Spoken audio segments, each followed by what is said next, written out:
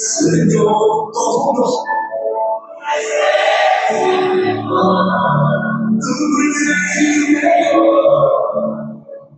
presencia es mejor que la vida, Señor.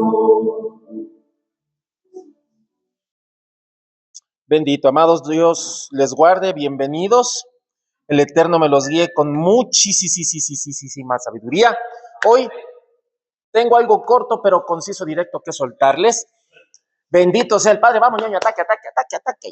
Manito Rafael vino agresivo en el espíritu ahí. El otro día pateó silla, ñaño. Claro, era suelte, pastor. Cogió. ¿Sí o no, ñaño? Ahí estaba violento el hermanito Rafael. Está ahí agresivo estaba. Amados, Dios les guarde. Padre Celestial, gracias por esta noche, por este fin del día, eterno Dios. Te ha placido seguirnos manteniendo respirando en este planeta de los mortales. Te damos gracias. Confiamos en que pues nos hagas llegar a viejos, si es que está dentro de tu voluntad, eterno. Nos permitas disfrutar sirviéndote en este planeta y pues seguir exaltando tu nombre. Padre, gracias porque nos toleras demasiado con mucho. Y por eso te exalto también, Padre Celestial, porque solo tú, Dios, tienes un amor tan grande que nos toleras tanto y tantas cosas. Por eso te exalto y te doy gracias, Padre. Bendecimos, Padre, a la gente que se conecta en redes sociales, Padre Celestial, gracias.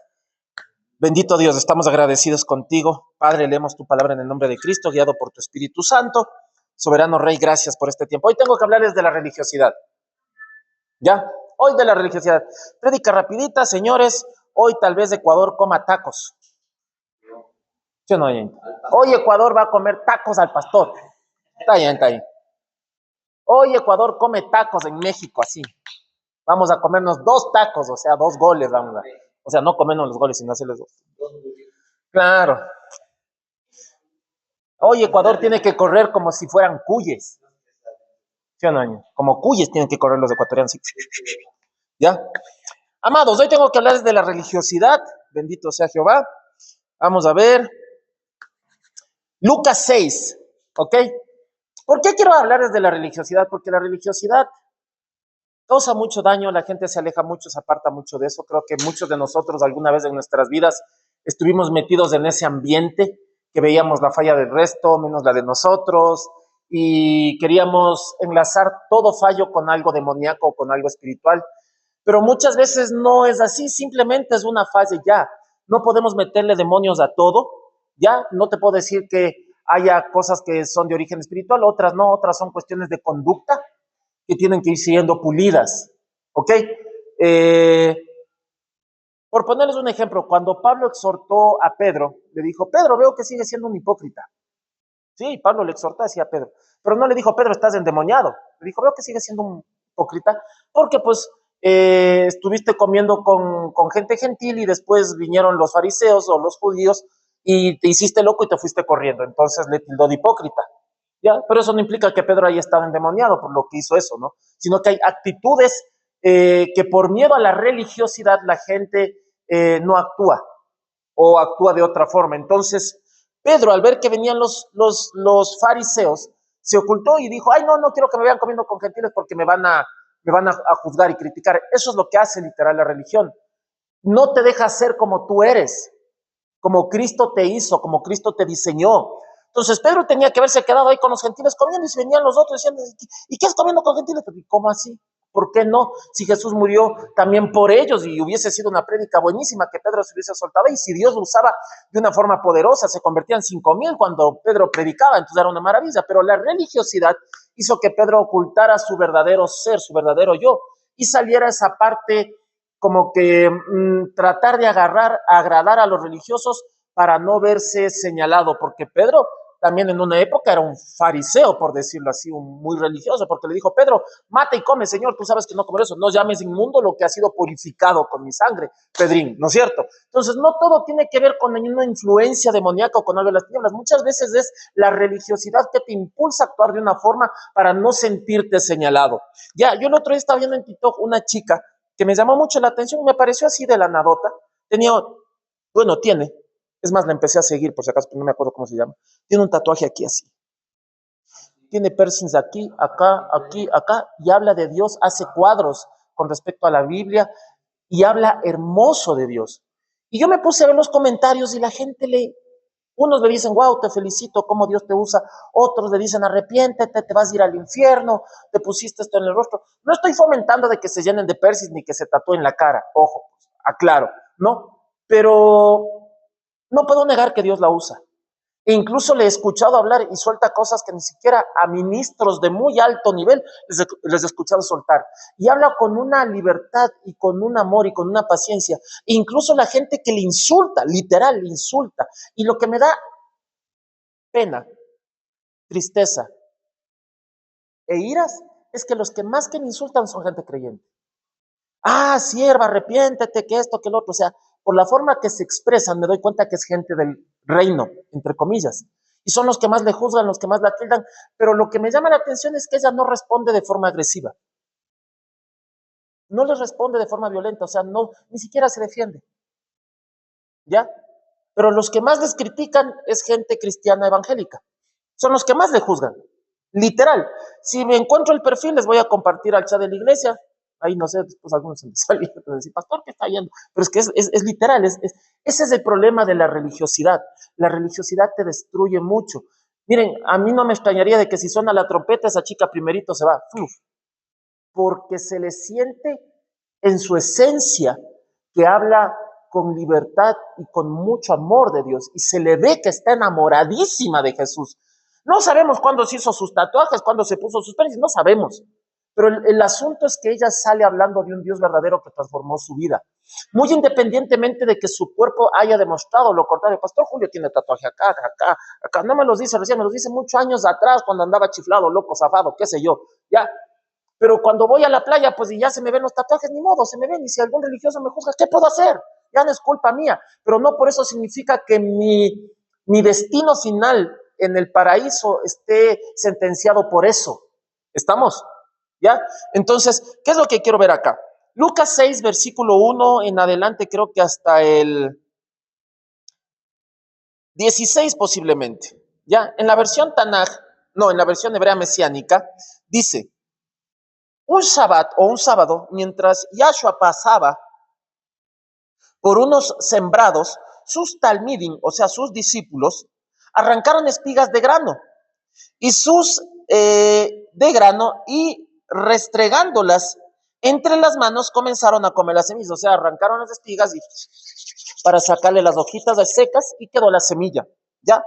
Algunos de los fariseos les dijeron, ¿por qué estás violando el Shabbat? O sea, en resumen, como que no estaba mal los fariseos, en resumen, hablando técnicamente en la palabra, ¿ya? Porque decía que tú no haga esto y que tú no te muevas y quédate, ¿ya? ¿Sí? Pero a veces ellos como que se iban muy al extremo, ¿ya? Porque si fuera así, incluso Jesús no debía estar ni caminando en la calle, ¿ya? Porque decían, no, no te muevas ni una milla, ni esto, ni el otro, era una cosa, ¿ya? Entonces Yahshua respondió, versículo 3, ¿no han leído nunca lo que David hizo cuando él y sus acompañantes tuvieron hambre? Entró a la casa de Yahweh y cogió los panes de la presencia y comieron. Esto a nadie le era permitido comer sino a los coajín o a los sacerdotes o a los sumos sacerdotes, ¿ya? Entonces, ¿qué estaba dando a entender? Estaba hablando de gracia y no de religiosidad, porque Dios vio la necesidad que tenía David y eso estaba por encima de una religiosidad o de un acto religioso, ¿ya? Solo los sacerdotes podían comer eso. ¿Pero por qué el rey David pudo comerlo? Porque tenía el manto y el llamado sacerdotal y el llamado de rey. Entonces, lo que te permite a ti acceder a los privilegios de Dios es que eres un hijo y una hija, real sacerdocio, nación santa, ¿ya? Y lo que hizo el rey David no lo hizo de mala manera por desafiar a Dios, sino porque literal lo necesitaba. Entonces, te está dando a entender que Dios te suple tus necesidades muy independientemente de la religiosidad o no. ¿A qué voy con esto? No es que te diga que a veces puedas quebrantar la ley de Dios, aunque lo hacemos a diario, por muchas veces y muchas ocasiones. El que no lo hace, pues les felicito, tienen unción querubínica, magnífico, me enseñan cómo llegar a ese nivel, les estaría muy, muy, muy, muy agradecidos, pero los que sí fallamos humanamente hablando, la mujer de flujo de sangre sabía que no podía tocar a nadie, conocía la ley. Sin embargo, lo hizo. ¿Por qué? Porque aplicó una gracia. No estaba buscando pecar y después aplicar la gracia para que sea justificada. O sea, no es que la mujer dijo, voy a fornicar, pero después voy a buscar gracia. O voy a hacer esta estafa y después acceder a la gracia. No, ella estaba buscando una sanidad. Y aunque sabía que estando con el flujo de sangre, no podía tocar a nadie porque lo contaminaba según la ley en esa época, podría ser apedreada o asesinada, ¿no? ¿Ok? Pero, o lapidada, que era el término que se usaba en esa época, pero ella se arriesgó porque aplicó una gracia, dijo, si tan solo tocara el borde de su manto, seré sana. Entonces ella entendió de que si lograba acceder a una sanidad, el rato que le iban a acusar, no tenían de qué acusarle porque no le hubiesen visto con el flujo, ¿ya? Pero si no pasaba eso, pues se fregaba, ¿ya? Entonces Dios se fija mucho aplica mucho la gracia dependiendo de la actitud de tu corazón, ¿ya? Entonces no todo tiene que ver con demonios, muchas veces es solo actitudes de la persona, porque tenemos una naturaleza caída. Tú puedes ser lleno del Espíritu Santo, puedes tener a Dios, puedes tener harta unción, pero no podemos negar la naturaleza caída que nos hace proceder de cierta manera por causa de la naturaleza caída que tenemos, ¿ya? Entonces, hay parte de nuestro cuerpo que sí está influenciado por nuestro carácter y nuestra conducta, que no está ligado a nada demoníaco, sino a una naturaleza caída que es así, ¿ya? A tal punto que los 12 discípulos que caminaban con Jesús tenían que ser exhortados uno que otro, ¿no? Pedro cortó una oreja, ¿ya? Y estaba caminando con Jesús y le cortó la oreja a un tipo. Y Pedro no estaba endemoniado, ¿no? Sino que la actitud de defender a su maestro, a su Señor, les llevó a actuar de esa manera muy lanzada, me atrevería a decir. Pero Jesús no lo condenó, le dijo, Pedro, el que hierro mata, hierro muere. No le dijo, va, ¿qué has hecho, Pedro? Te vas a ir al infierno, te pongo en disciplina, te rechazo, ya no eres uno de mis discípulos, no vas a estar con el grupo durante un mes, quédate en esa esquina y ayuno y oración, que es lo que la mayoría hace. ¿Ya? Que es lo que la mayoría hace. Entonces, ¿qué nos estamos dando cuenta? De que Jesús no era religioso, Jesús no castigaba a la gente porque fallaban o porque no hacían lo que Él les pedía en ese momento, ¿ya? Como les digo, imagínense lo que es cortar la oreja de otra persona, ¿ya? O sea, hay que estar medio alterado para hacer eso, porque segundo Pedro andaba armado, porque sacó una espada y el tipo sacó una espada y cogió y le cortó la cabeza a otro acá, la oreja acá, ya me estoy yendo de... ¿Ya? Le cortó la oreja a otro. O sea, Pedro, yo no sé ustedes, amados, si se dieron cuenta, pero para poder cortar una oreja a alguien de un espadazo, hay que ser hábil, hay que saberla manejar. Quiere decir que Pedro manejaba bien esa arma, ¿ya? Porque la orejita es bien pegadita y le arrancó. O sea, el tipo tiene una precisión de cirujano, de samurái, ¿ya? Pero Jesús no le mandó como dicen nuestros abuelitos, a la quinta paila del infierno a cocinarse ahí. Jesús no le dijo, estás endemoniado, Pedro, como muchos hoy lo harían, ¿ya? Le diste una bofetada a tu hermano, ¿qué estás endemoniado? Tienes un espíritu de violencia, de agresividad, de asesinato. Eso hubiese pasado hoy en la actualidad con muchos ministros, porque todos los satanizamos, ¿ok? Miren lo que pasa acá. Entonces, acá dice, versículo 5, y concluyó, el Hijo del Hombre es el Señor del sábado o del descanso, ¿ya? Sigo bajando, y en el versículo 6 dice, en otro sábado, o sea, después de 8 días pasaron, ¿no? Otro sábado, cuando Yahshua estaba en la sinagoga y estaba enseñando, había allí un hombre con una mano seca. Los maestros de la Torá, los fariseos, observaban a Yahshua cuidadosamente para ver si sanaba en Shabbat, porque pues, ya vieron lo que pasó arriba. Dijo, bueno, en Shabbat hizo que recojan espigas, vamos a ver qué hace con este de acá, porque capaz lo sana, porque decían, este está acostumbrado a quebrantar la ley, entre comillas, ¿ya? Porque sabían que pues Jesús no negaba la sanidad a nadie, a fin de poder acusarle de algo, ¿ya? O sea, la gente religiosa, un espíritu de religiosidad, siempre va a buscar en qué acusarte, ¿ya? En qué fallas, ¿ya? Para hacerte quedar mal. Entonces aquí viene el asunto. ¿Quién realmente está influenciado por las tinieblas? ¿Mm? ¿El religioso o el que camina en libertad en Cristo? ¿Ya? Porque el religioso siempre va a estar con ese literal espíritu de acusación, de religiosidad. buscándole lo demoníaco a todo. Entonces Jesús quebrantó el Sabbat, entonces está endemoniado, es un hijo de pecado, de tinieblas, de Belcebú, y todo le decían a él. ¿Se acuerdan? ¿Por qué? ¿Por qué? Porque hacía la voluntad del Padre. O sea, los religiosos nunca van a aceptar que estás haciendo una voluntad divina. ¿Por qué? Porque la voluntad divina no va acorde a la voluntad de ellos. La voluntad de ellos está regida por sus leyes, y si no las cumples, disciplina. Y si no las cumples, tienes que ser exhortado. Y si no las cumples, no puedes servir. Y si no las cumples, esto. Exacto. Entonces, el problema con la religiosidad es que si no cumples sus parámetros, no estás apto para servir. Incluso los religiosos te mandan hasta el infierno porque dicen te vas a ir al infierno. Y como he respondido a muchos religiosos, discúlpame, pero tú no decides eso. El que decide si me voy al infierno no es Dios, no un ser humano. Porque para el ser humano yo puedo estar muy errado y muy equivocado, pero para Dios puedo estar muy bien, en cambio. ¿Ya? Así de simple. ¿Cómo nos damos cuenta de eso? Porque ¿cómo saber si no estás influenciado por un espíritu religioso? Porque no le estás viendo al diablo en todo lado, o no le estás viendo al diablo en la actitud de la gente. ¿Ya? Porque la religiosidad no te permite tolerar la libertad del otro. Entonces la religiosidad le estorba la libertad con que el otro exalta al Padre y que a ti te molesta porque tú no lo puedes hacer o porque no te agrada. Eso es religiosidad, ¿ya? Porque tal vez el otro no se viste como tú te vistes, porque no aparenta la santidad o no muestra la santidad que aparentemente el religioso sí tiene. Eso es religiosidad, ¿ya? Yo no sé, tal vez después de que vean este video, asumo que va a haber muchas críticas. Pastor, ahí no se va vestido con camisa a la prédica, sino con la camiseta de la selección porque juega fútbol y ese está endemoniado porque le hace al fútbol. Capaz, ya voy a verlas. Yo estoy acostumbrado. ¿Ya? O porque predicó con esta ropa y no con esta o con la otra. ¿Ya? Ya me ha pasado. Pastor, la prédica estuvo muy buena cuando voy a otros sitios, ¿no? Pastor, la prédica estuvo buenísima, pero ¿por qué fue con camiseta? Pero la prédica estuvo buenísima, ¿ya? Oh, pastor, pues, ¿por qué no usa zapatos de suela, de cuero?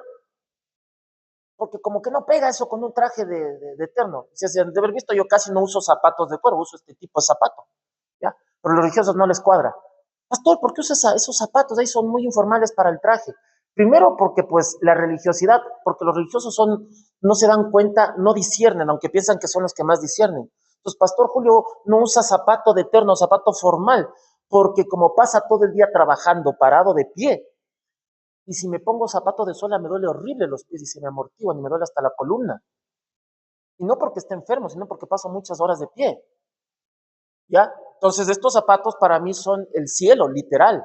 Entonces los uso para todo, con terno, sin terno, con jean, con calentador, lo que sea, porque mis pies pasan cómodos y no se me inflaman la planta de los pies y estoy tranquilo. Pero el religioso eso no entiende. Para el religioso tienes que estar impecable. ¿Ya? Zapato de suela, si no estás endemoniado. Eso hace la religiosidad. Entonces se fijan en todo y todo te critican. Y no puedes estar tranquilo porque no cumples su nivel de aprobación. Estamos acá. No puedes andar en paz. Ya, no puedes andar en paz. No me estoy volviendo ni ecuménico ni rebelde, ¿ya? Pero aunque Jesús le tildaban así. Decían, este vino a causar, incluso sus discípulos vinieron a causar un caos en la ciudad, son unos rebeldes, esto, el otro, vinieron a alterar a la gente, no se sujetan a esto, el otro. Eso es el religioso, quiere que te sujetes a lo que él dice y a lo que él le parece aprobado, ¿ya? Incluso usa la parte de la palabra de Dios para exhortarte sin entenderla claramente cómo Dios es que te está usando o cómo es que Dios te está usando. Ahora, versículo 7, los maestros de la Torá y los fariseos, ¿no? Maestros de la Torá, o sea, gente experta en lo que es Biblia, maestro de la Torá, o sea, que enseñaban la palabra, un teólogo, por decirlo así, ¿ya? Y los fariseos observaban a Yeshua cuidadosamente para ver si sanaba en Shabbat a fin de poder acusarlo de algo. O sea, la gente experta en la palabra, los teólogos estaban así. No les importaba lo que él predicaba, sino veían qué rato hace algo que viole la ley. Como que si ellos no lo hicieran también. Y no se daban cuenta que estaban ellos violando la ley más porque estaban juzgando a su prójimo. Y estaban viendo en qué se equivoca. Ahí sí ellos están violando una ley, y una ley muy grave, porque no estaban amando a su prójimo como a sí mismo. Y eso sí es grave. Y los religiosos no se dan cuenta de eso, ¿ok? Entonces, versículo 8.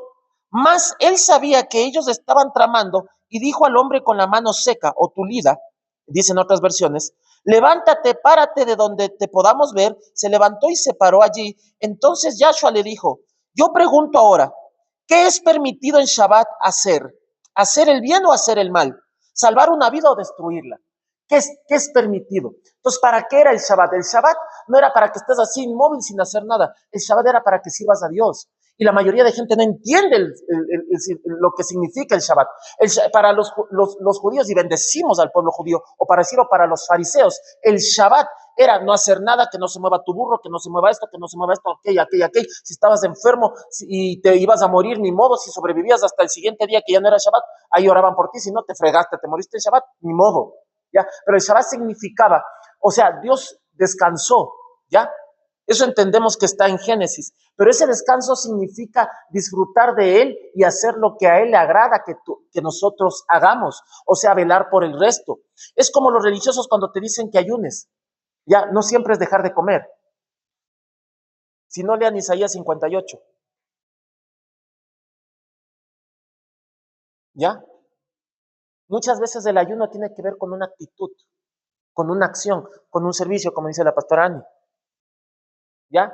A veces el ayuno tiene que dejar de ser de enfocarte en ti tanto y enfocarse en el que realmente necesita atención.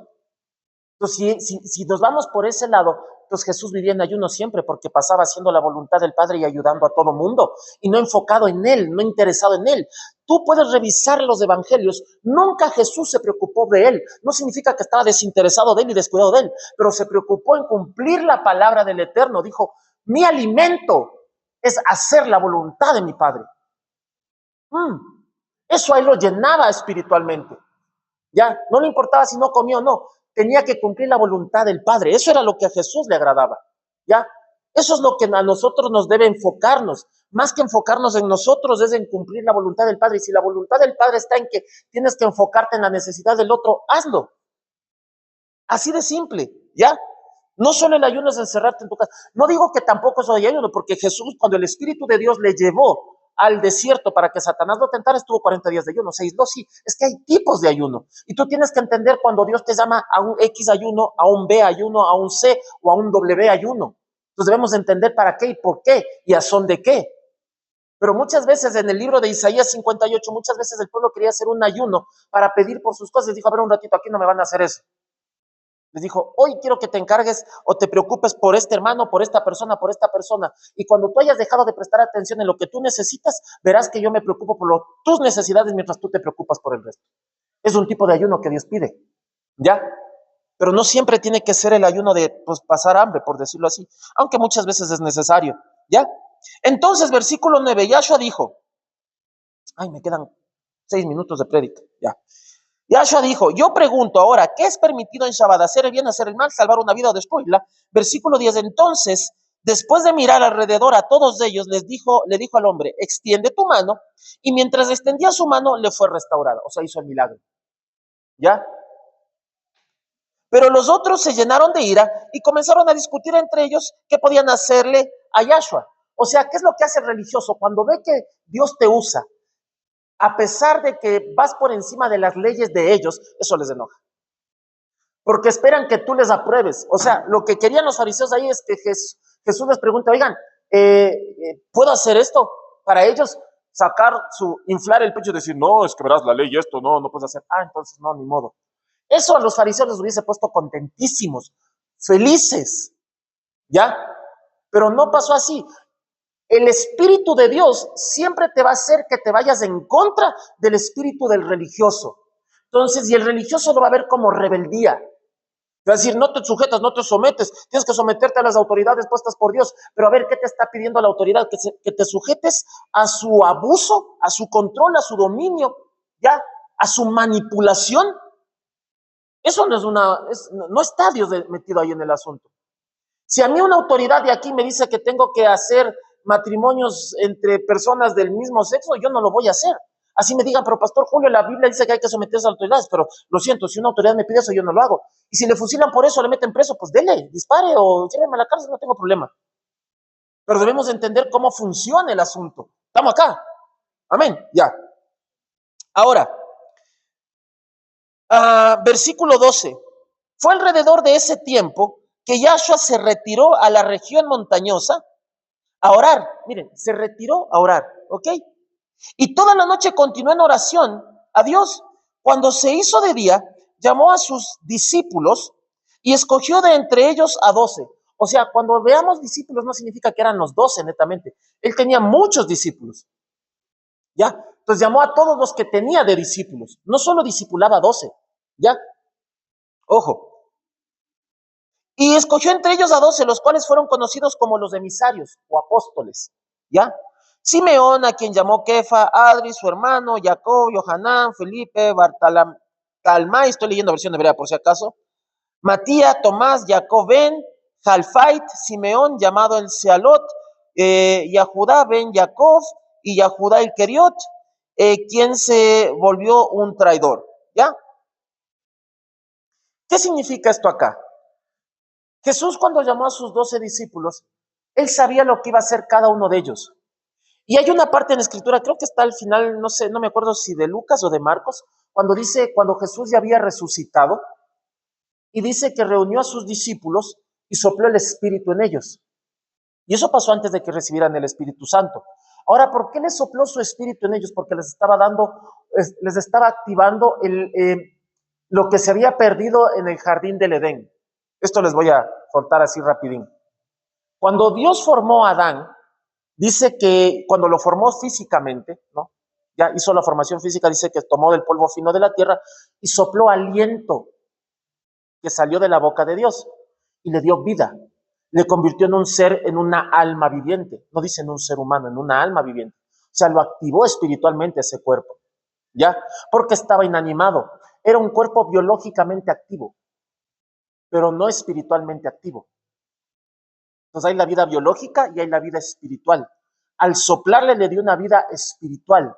Se activó el ser espiritual. El Adán espiritual entró en ese cuerpo biológico. Cuando Adán iba pecaron, se apagó ese ser espiritual o tomó ya no el primer puesto, sino el segundo, y salió en la vida biológica. Entonces, la vida biológica te exige que tienes que pasar por una muerte biológica, que es lo que pecó para acceder de nuevo al principio de antes. Entonces, Jesús, al soplar de nuevo, estábamos entendiendo que estaba haciendo lo mismo que hizo el Padre con el primer Adán, con sus discípulos. Al soplarles los estaba activando otra vez espiritualmente. ¿Ya? Los estaba activando, así como Dios activó el cuerpo del Adán en Génesis. Jesús sopló a sus discípulos y les activó espiritualmente para que vuelvan a caminar en el espíritu y no en la carne. Porque tenlo por seguro que después de eso, Pedro ya no cortaba más orejas. Sí, ya no. Entonces, al activarse, al mover así, ya no. Estamos acá. Entonces, quiere decir que el encargado del soplo de vida es Jesús. No, activó su área espiritual, porque después descendió el Espíritu Santo. O sea, al soplar en ellos significa que les estaba dando vida, vida abundante. Exacto, ¿ya? Pero cuando vino el Espíritu de Dios como tal y descendió para quedarse, ahí fueron bautizados en Espíritu Santo y fuego y recibieron poder. Pero el rato que Jesús les sopló, estaba haciendo lo que el Padre o lo que Dios hizo con el primer Adán, dándoles una vida espiritual, ¿ya? Haciéndoles de nuevo, regresando al origen. Es por eso que los discípulos podían hacer lo que hacían. Es por eso que se movían en ese nivel. ¿Ya? Estamos acá. Pongámonos de pie, amados. Entonces, ¿qué es lo que quiero a qué es lo que quiero llegar? Justo 7:30. ¿Ya? ¿Mm? Claro, es que tenían que nacer de nuevo. Entonces, al soplarlos fue como un nuevo nacimiento, nacieron en el Espíritu. ¿Ya? Nacieron en el Espíritu, los volvió a activar de cero.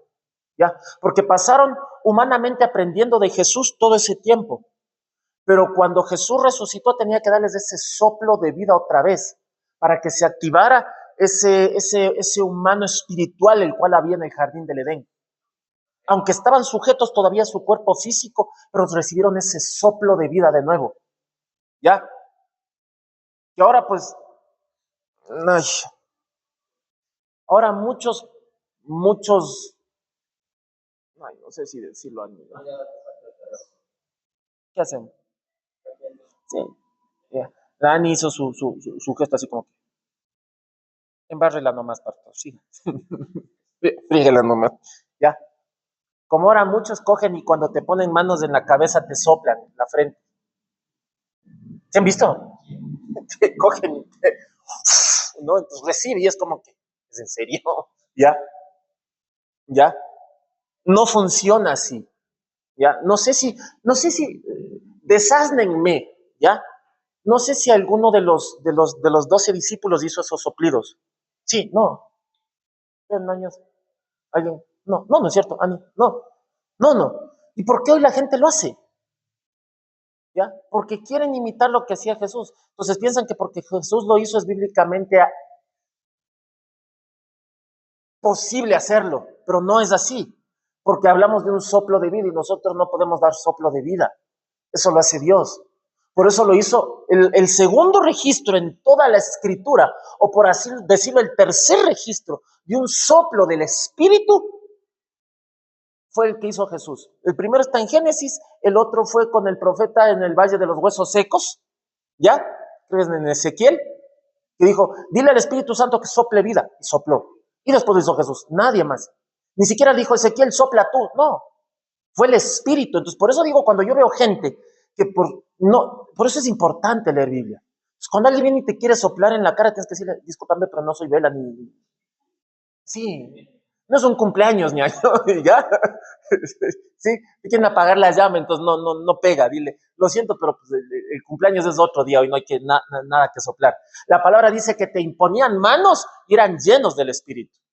No te soplaban, ¿ya? Pero por demostrar unción o poder, no sé qué, ¿ya? Pero la verdadera unción viene cuando te imponían manos, no cuando te soplaban y te empujaban para que te caigas, ¿ya? Porque es Dios quien lo hace, no es el ser humano, ¿ya? Y cuando pues la gente era activada con lo que Dios quería hacer, pues Dios le dijo a Moisés, voy a tomar lo que tú tienes y voy a ponerlo en los líderes. Nunca Moisés dijo, reciban de lo que yo tengo. No, porque no viene de Dios. Pastor Julio no les puede decir, reciban de lo que yo tengo. No, ponte que tenga ahí vainas que no están bien y te estoy dando de eso. No. Pero si Dios coge y les diga, vean, amados, del Señor me dijo que va a tomar de lo que Él puso, ¿ya? Lo que no es humano en mí, ¿ya? Y va a tomar una parte de eso y los va a dar a ustedes. O sea, el dueño del don va a tomar de ese don y lo va a repartir. Eso es distinto. Ahí sí es ni así yo quiera, porque a Moisés le dijo, voy a tomarlo de ti. Entonces Moisés dijo, esto yo qué puedo hacer. Moisés dijo, no le dijo eso. Dijo, pues tómalo, pues no es mío, ¿no? ¿Ya? Y eso pasó con Elías. Cuando Eliseo le dijo, dame de doble porción de tu espíritu, le dijo, cosa grave me pides, yo no te lo puedo dar porque no soy el dueño de eso. Si me ves cuando sea dado y pues ahí el Eterno te lo da, pues chévere, pero yo no te lo puedo impartir. Entonces un ser humano no puede impartirte ni unciones, ni talentos, ni habilidades, nada, porque desnudos venimos y desnudos nos vamos. Y eso tiene que ver hasta con lo espiritual, ¿no? El don no te lo llevas arriba, ¿ya? Por eso Eliseo ya cuando murió la capa se quedó con el cadáver. No vino un arcángel a llevarse la capa, ¿ya? El manto. Vamos, oremos para despedirnos, amados. Padre eterno, gracias por este tiempo, exalto tu nombre, gracias porque nos amas, gracias porque nos toleras, soberano Rey, gracias por todo lo que haces en nosotros. Bendito Padre, sigo clamando por tu gracia y tu misericordia con tu pueblo y especialmente conmigo. Padre, como decía Pablo, de los pecadores creo que de los más pecadores creo que soy el primero, decía Pablo, así que yo hago cola ahí porque no soy perfecto, soberano Rey. No me proclamo ni me declaro justificado ni justo, porque eso lo decides tú, eterno Dios, pero clamamos por tu gracia y tu misericordia para que nos justifiques. Bendito Dios, tú eres el único que decide si nos quedamos abajo o nos vamos arriba. El hombre no puede decidir eso, Padre. Líbranos de todo espíritu de religiosidad, de juicio y de condenación. Bendito Padre, queremos disfrutar de esa gracia que hay en Cristo Jesús. Bendito Padre, te damos gracias y exaltamos tu nombre. Gracias por este tiempo. Soberano Rey, bendice a la gente en redes sociales, bendecimos a los que critican este ministerio también, porque tu palabra dice que hay que bendecir a los que nos maldigan y bendecir a los que nos bendigan también. Bendecimos a todo mundo, amamos a todo mundo. Gracias, Rey soberano. Dios guarde, Dios bendiga, que Jehová te bendiga, que Jehová te guarde, que Jehová haga resplandecer sobre ti su rostro, que Jehová tenga de ti misericordia y ponga en ti paz en el nombre de Yeshua el Mesías. Amados presentes y amados redes sociales, estamos despedidos, los amamos muchísimo.